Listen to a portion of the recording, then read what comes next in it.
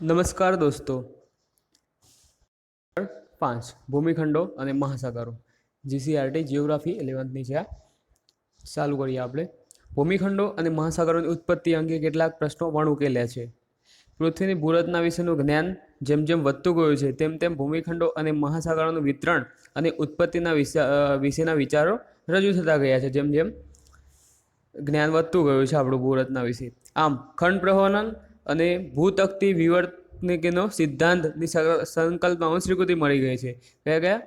ખંડ પ્રવહન અને ભૂતકતી વિવર્તનિક સિદ્ધાંત. મતલબ આ ખંડો બધા આપણે જોડાયેલા હતા. યુરેશિયા પ્લેટ હતી, ઇન્ડો ઓસ્ટ્રેલિયન પ્લેટ હતી, ટેથિસ મહાસાગર હતો વચ્ચે, ને એ બધા આપણે જે આગળ ભણવાના છીએ સ્વીકૃતિ મળી ગઈ છે. પૃથ્વી પર ભૂમિખંડો, મહાસાગરો, પર્વતો, ખીણો, ઉચ્ચ પ્રદેશો અને મેદાનો વગેરે વિશે વિશિષ્ટ ભૂભાગો આવેલા છે. મહાસાગરો આવેલા છે, પર્વતો આવેલા છે, ખીણો આવેલા છે, ઉચ્ચ પ્રદેશો આવેલા છે, મેદાનો આવેલા છે, ઘાટીઓ આવેલી છે. બધું વિવિધ વિશિષ્ટ ભૂભાગો આવેલા છે પૃથ્વી ઉપર. આ વિશિષ્ટ ભૂભાગો તેમના આકાર, ખડક રચના, ઊંચાઈ, સમતલ વિસ્તારનું પ્રમાણ, ઢોળાવ વગેરે લાક્ષણિકતાઓને કારણે જુદા પડે છે. પર્વત છે તો એની ઊંચાઈ ધરાવે છે, જ્યારે ઉચ્ચ પ્રદેશ તો એની ઊંચાઈ સાથે એનો વિસ્તાર મેક્સિમમ હોય. પછી ખીણ હોય તો ઊંડી હોય, અમુક ઢોળાવ હોય. એવી રીતે લાક્ષણિકતાઓ અલગ અલગ આપણે છૂટા પાડીએ છીએ. એમને મેદાનો એ રીતે વહેંચણી કરીએ છીએ એમને ભૂમિ સ્વરૂપોને. તેથી તેઓને ભૂમિ સ્વરૂપ પણ કહે છે. ભૂમિ સ્વરૂપ કહેવાય છે આ બધા. ખડક ઊંચાઈ સમતલના આધારે લાક્ષણિકતાઓના જે અલગ પડે છે પર્વતોને, બધા ભૂમિ સ્વરૂપ કહેવાય. પૃથ્વીની સપાટી પર ભૂમિ સ્વરૂપોને 3 જૂથમાં વહેંચવામાં આવે છે. પૃથ્વીની સપાટી પરના ભૂમિ સ્વરૂપોને પ્રથમ શ્રેણીના ભૂમિ સ્વરૂપો, દ્વિતીય શ્રેણીના ભૂમિ સ્વરૂપો અને તૃતીય શ્રેણીના ભૂમિ સ્વરૂપો. તો જેમ જેમ એની ઉત્પત્તિ થઈ છે એમના આધારે તેમને 3 શ્રેણી ઉત્પન્ન થયા છે એમને પ્રથમ શ્રેણીના કીધા છે. પછી એના પછી જે બીજા ઉત્પન્ન થયા છે એમને દ્વિતીય શ્રેણીના કીધા છે. પછી તૃતીય શ્રેણીના છેલ્લે ઉત્પન્ન થયા. જેમ કે પહેલા ભૂમિ સ્વરૂપ મહાસાગરો ઉત્પન્ન થયા છે તો એને પ્રથમ સ્વરૂપના કીધા છે. પછી એના લીધે ફાટખીણોને એમનું એ બધું નિર્માણ પામ્યું છે. ઉચ્ચ પર્વતો ને એ બધા નિર્માણ પામ્યા છે. પછી પર્વતોના ઘસારણને એના લીધે જે નદીમુખને એ બધા લીધે જે ઉત્પન્ન થયા હોય ને તૃતીય શ્રેણીના કીધા છે, જેમ કે મેદાનો ને એ બધા.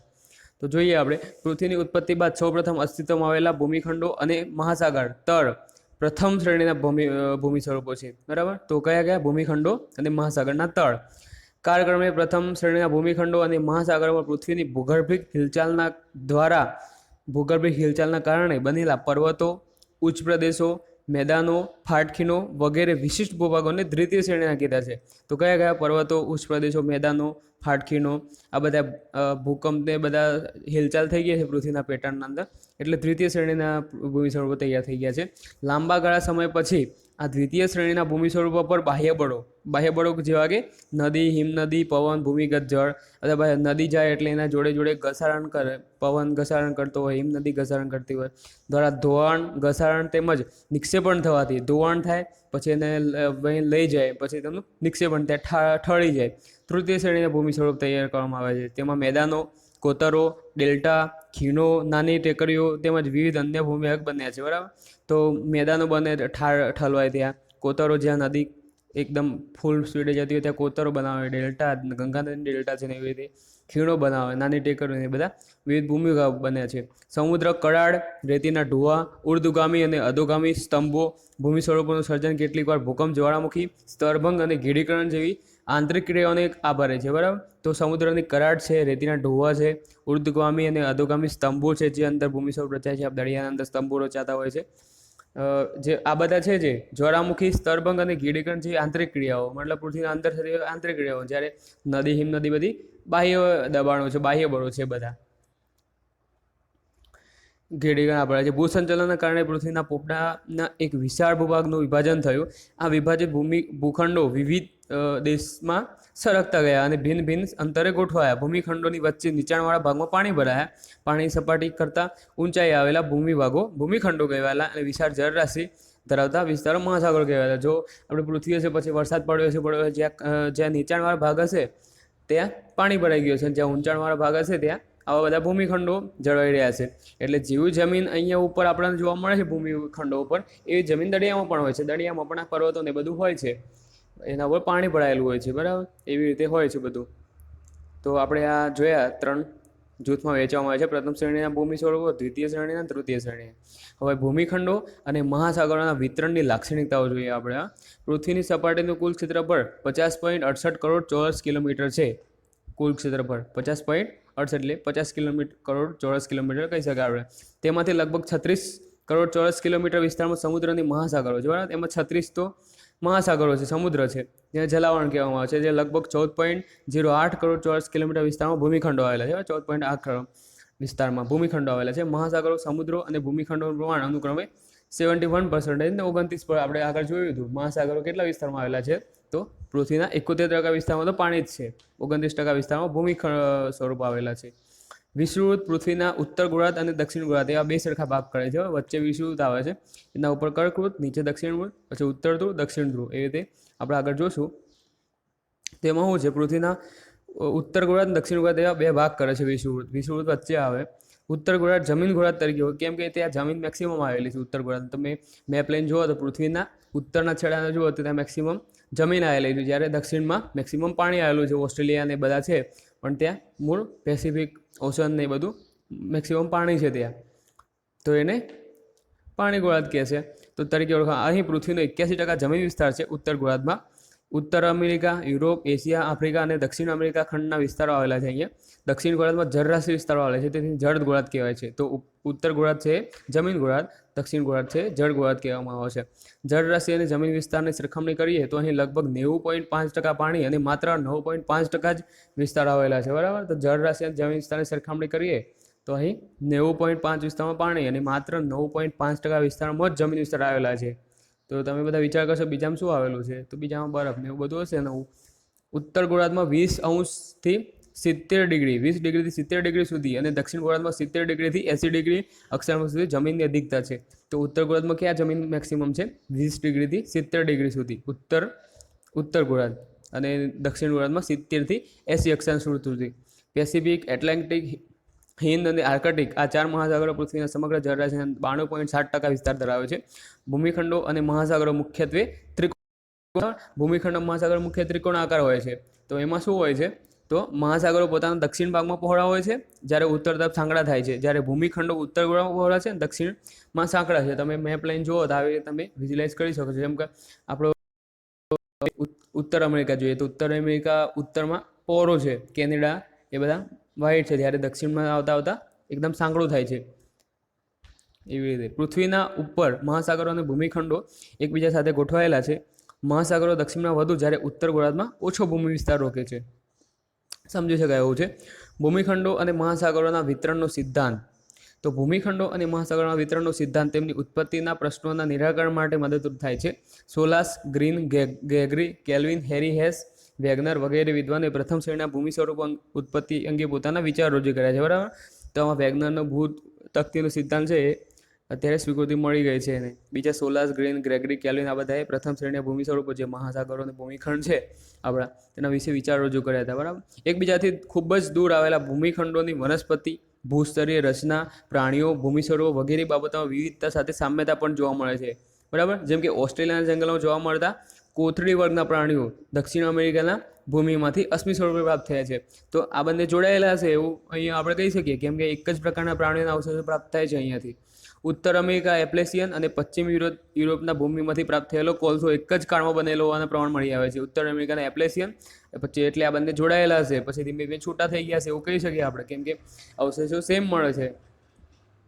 કેટલાક પ્રદેશોમાં પ્રવર્તન આબોહવા કરતાં ભૂતકાળમાં જુદા જ પ્રકારની આબોહવા હતી તેવી સાબિતીઓ પણ પ્રાપ્ત થઈ છે કેટલાક પ્રદેશોમાં. આવું ત્યારે જ સંભવે છે જો એક આબોહવા ધરમૂળથી આપોઆપ બદલાઈ ગઈ હોય, અથવા બે ઘણા દૂરના ભૂતકાળમાં વર્તમાન ભૂમિખંડનો અન્ય સ્થાને હોય અને પછી વિસ્થાપન પામ્યા હોય. તો આબોહવા અચાનક એ ભૂકંપ થઈ ગયો, બધું છૂટું થઈ ગયું અચાનક, કાં તો ધીમે ધીમે અત્યારે જેમ હિમાલય ઉત્તર યુરેશિયા પ્લેટ તરફ સરકી રહ્યો છે એમ ધીમે ધીમે લાખો કરોડો અજબ વર્ષો પહેલાં ધીમે ધીમે આવી રીતે અત્યારના સ્વરૂપમાં આવી ગયું છે એમ.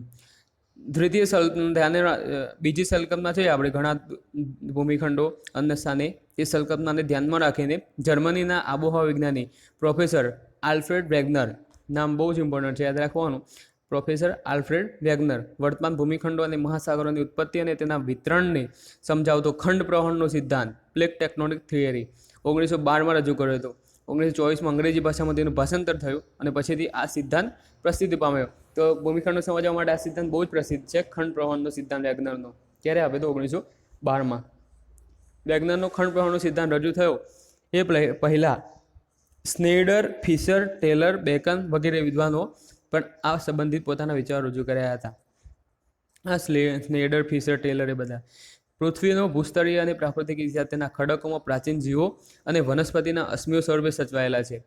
પૃથ્વીનો ભૂસ્તરીય અને પ્રાકૃતિક ઇતિહાસ મતલબ અશ્મિઓ દક્ષિણ આફ્રિકામાંથી જે મળે છે ત્યાં આપણા કચ્છમાં બી એના પુરાવા પ્રાપ્ત થાય છે, એટલે બંને જોડાયેલા છે એવું આપણે કહી શકીએ છીએ.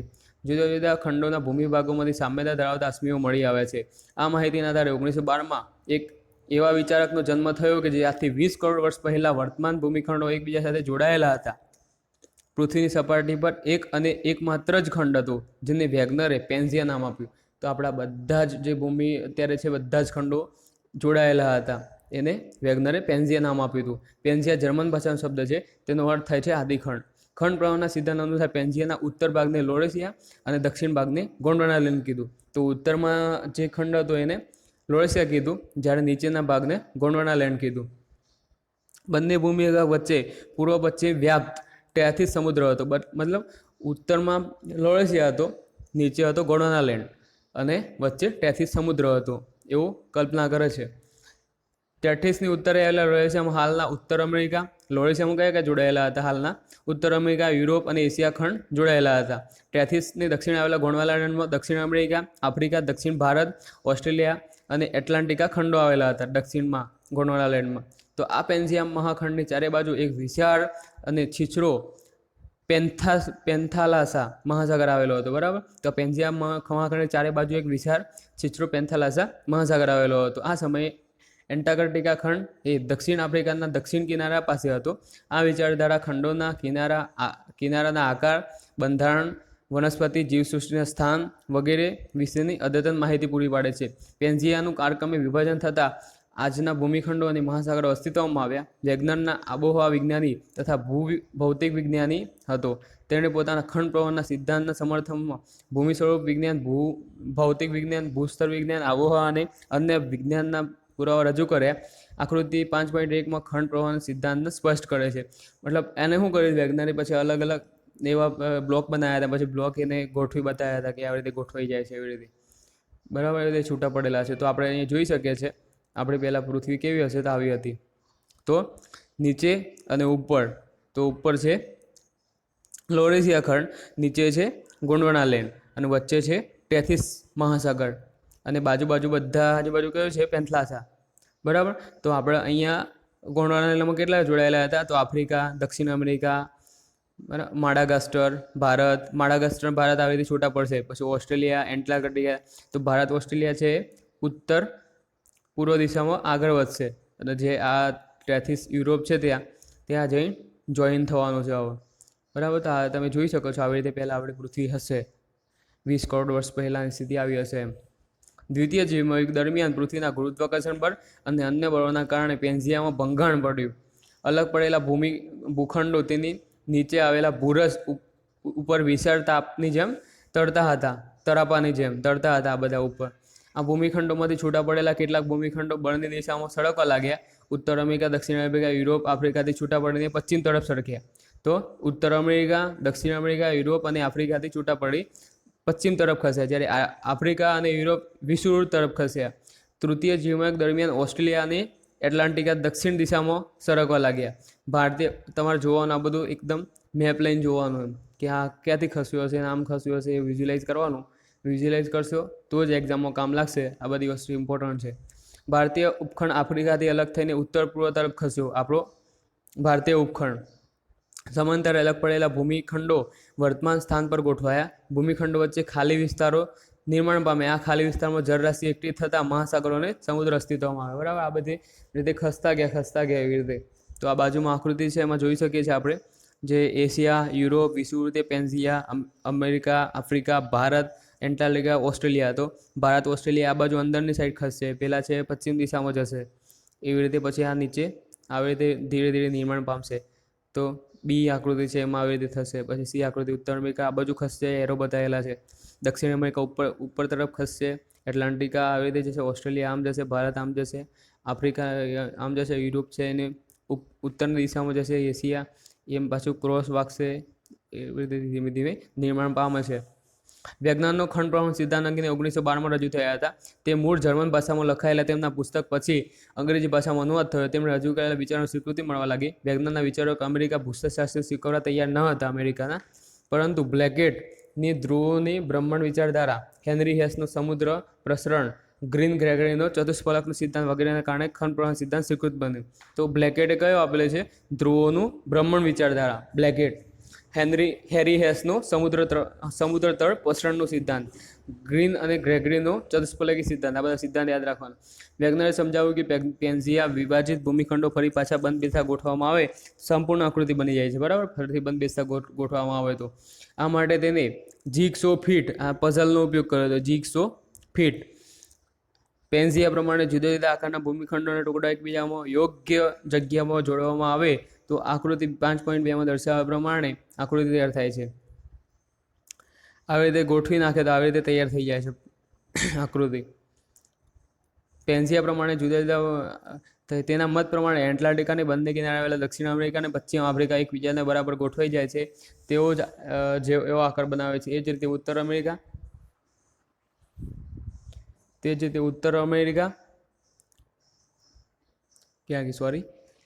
અને બંને કિનારે દક્ષિણ અમેરિકા અને પશ્ચિમ આફ્રિકા એકબીજાને ગોઠવાઈ જાય છે. તે જ રીતે ઉત્તર અમેરિકા અને ગ્રીનલેન્ડ યુરોપની સાથે મળીને એક સંપૂર્ણ આકાર બનાવે છે. ઓસ્ટ્રેલિયાના ઉત્તર કિનારે બંગાળની ખાડીમાં બરાબર ગોઠવાઈ જાય છે.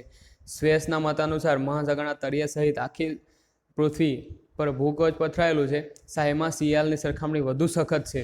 મધ્ય આફ્રિકા અને બ્રાઝિલના ઉચ્ચ પ્રદેશ એક જ પ્રકારના પ્રાચીન નક્કર આગ્નેય ખડકોને બનેલા છે. મધ્ય આફ્રિકા અને બ્રાઝિલના ઉચ્ચ પ્રદેશ બંને જોડાયેલા હશે, એવી રીતે કહી શકીએ આપણે. એટલાન્ટિકાના મહાસાગરના બંને કાંઠાના પ્રદેશોનું ભૂસ્તરીય બંધારણ એકબીજાને મળતું આવે છે. અરબસ્તાનનો ઉચ્ચ પ્રદેશ, ભારતનો દ્વિકલ્પીય ઉચ્ચ પ્રદેશ અને પશ્ચિમ ઓસ્ટ્રેલિયાનો વિશાળ ઉચ્ચ પ્રદેશ પણ પ્રાચીન આગ્નેય ખડકોના બનેલા છે, બરાબર. આ બધા આગ્નેય ખડકોના બનેલા છે એટલે જોડે હશે એવું કહી શકાય. ઉપરાંત પ્રદેશોમાં આવેલા હિમ અસ્માવલીમાં પણ સામ્યતા જણાય છે. ઉત્તર અમેરિકાની એપ્રેશિયન પર્વતમાળા અને પશ્ચિમ યુરોપ તથા બ્રિટિશ ટાપુઓના પર્વતીય ક્ષેત્રમાંથી એક જ હારમાં બનેલો કોલસો મળી આવે છે. સેમ કોલસાના મળી આવે છે. એટલાન્ટિક મહાસાગરના બંને કિનારાઓમાંથી મળી આવેલા પ્રાચીન વનસ્પતિ અને જીવજંતુઓ અસ્મિઓની સમાનતા છે બંને કિનારાઓ ઉપર.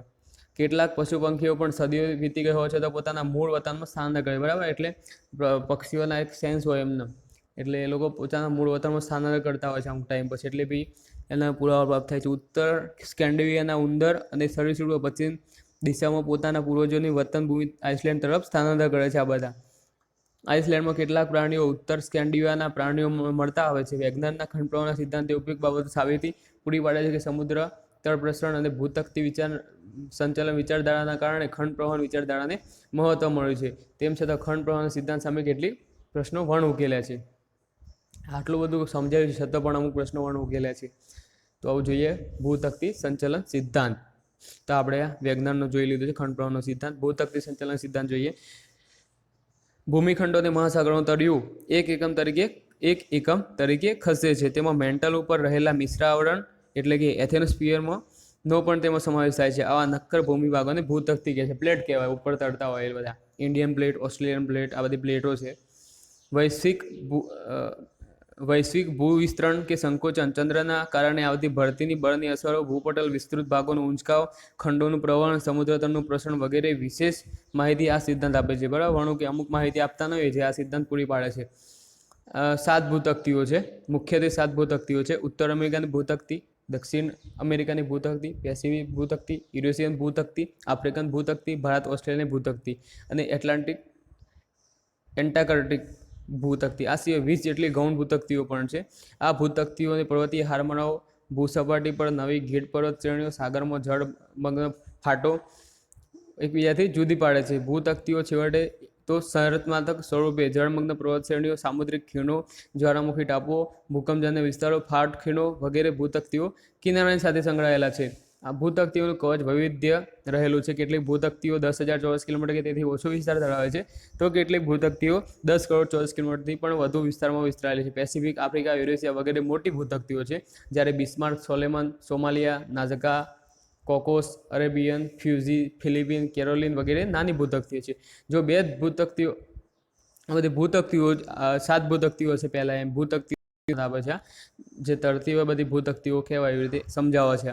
તો આપણે આ ઇમ્પોર્ટન્ટ વસ્તુ છે. જો બે ભૂતકતીઓ એકબીજાની વિરુદ્ધ દિશામાં ખસતી હોય તો તેને અપસારી ભૂતકતીઓ કે એકબીજાની વિરુદ્ધ દિશામાં જતી હોય તો, જેમ કે ઇન્ડિયા ઓસ્ટ્રેલિયા બંને એકબીજાની વિરુદ્ધ દિશામાં ગઈ ને એટલે અપસારી પ્લેટ છે.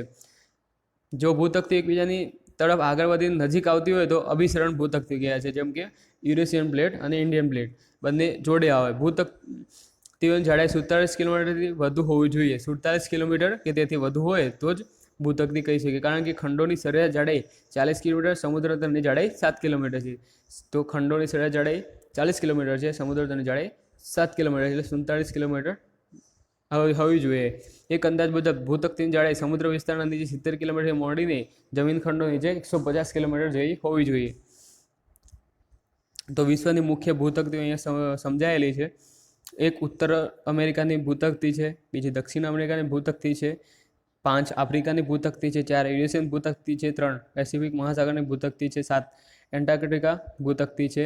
આ બધી ભૂતકતીઓ અહીંયા આપેલી છે, ઉપર તરતી હશે એવી રીતે.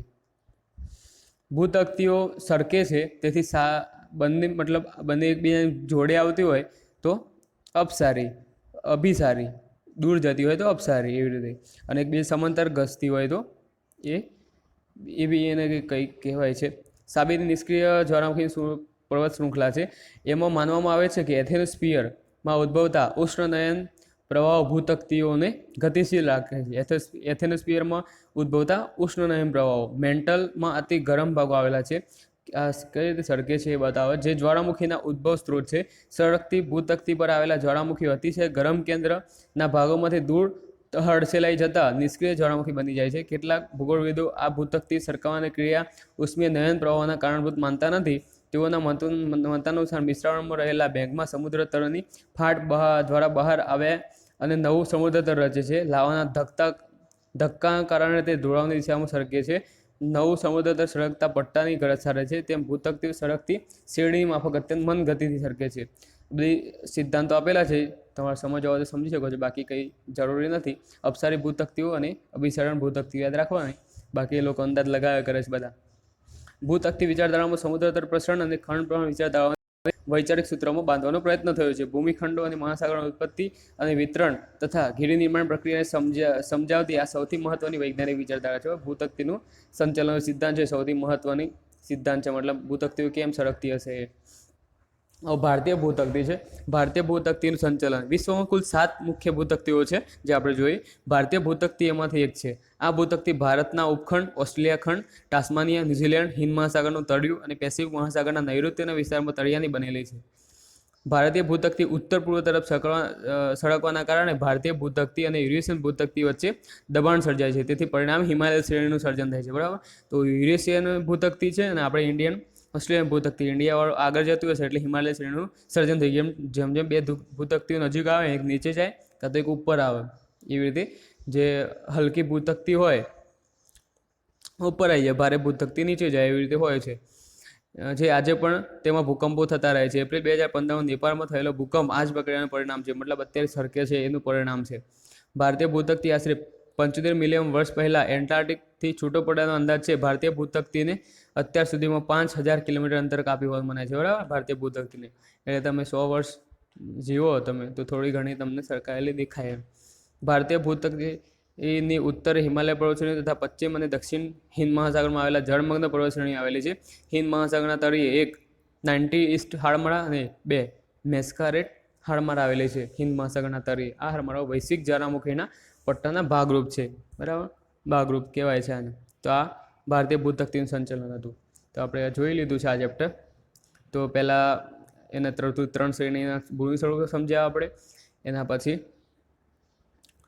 વેગનરનો ખંડ પ્રમાણનો સિદ્ધાંત છે, બહુ જ ઇમ્પોર્ટન્ટ હતો, જે આપણે વિસ્તૃત એનો અભ્યાસ કર્યો.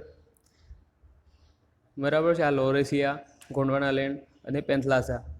પછી ભૂતકતી સંચાલન સિદ્ધાંત સમજો. આ 7 ભૂતકતીઓ છે તો એ કેમ કેમ સરકે છે, એના અંદર શું વધુ છે, અપસારી અને અભિસારી, એ બધી ચર્ચા કરીએ આપણે. ખાસ સમજવાનું કંઈ હતું નહીં આમાં. પછી ભારતીય ભૂતકતીનું સંચાલન સમજ્યું આપણે. ભારતીય ભૂતકતી કઈ રીતે સરકી રહી છે, તો આ બધા ક્વેશ્ચન્સ છે. પછી MCQ જોઈ લઈએ આપણે. મુખ્ય ભૂતકતીઓની સંખ્યા કેટલી છે? 7. પૃથ્વી સપાટી પર જલાવરણનો કુલ વિસ્તાર કેટલા ટકા છે? જલાવરણ કેટલા ટકા છે? તો 71%. પેન્ઝિયા એટલે ટેથીસ સમુદ્ર, આદિ મહાખંડ, પેન્થલાસા, જળગોળા. તો પેન્ઝિયા એક આદિ મહાખંડ કહેવાય. પેન્ઝિયા. મેસ્કારેન હારમાળા કયા મહાસાગરમાં ઝરમર્ગે છે? તો હિન્દ મહાસાગરમાં. આપણે છેલ્લે જોઈએ ને મેસ્કારેન અને મેસ્કારેન ને 90 ઈસ્ટ હારમાળા પૂછાઈ જાય કોઈ વાર. ખંડ પ્રવાહના સિદ્ધાંત રજૂ કરનાર આલ્ફ્રેડ વેગનર. ક્યારે? 1912માં. ઇમ્પોર્ટન્ટ છે વસ્તુ. ખંડ પ્રવાહનો સિદ્ધાંત. શોર્ટ ટાઈમમાં જિયોગ્રાફી પૂરી કરીશું જોડાયેલા.